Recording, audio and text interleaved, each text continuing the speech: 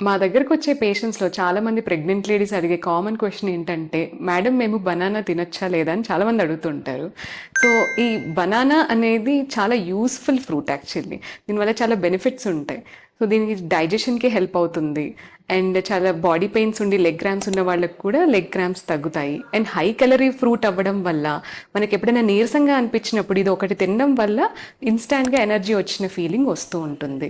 And ఇది తినడం వల్ల మనకి ఏదైతే ప్రెగ్నెన్సీలో ఉన్న వికారం ఉంటుందో నాజియా ఆ సెన్సేషన్ తగ్గడం జరుగుతుంది. చాలా మందికి హార్ట్ బర్న్ అసిడిటీ ఉన్న వాళ్ళకి కూడా బనానా తినడం వల్ల అసిడిటీ తగ్గడం జరుగుతుంది. సో ప్రెగ్నెన్సీలో వచ్చే మూడ్ స్వింగ్స్ ని కూడా ఇది స్టెబిలైజ్ చేస్తుంది.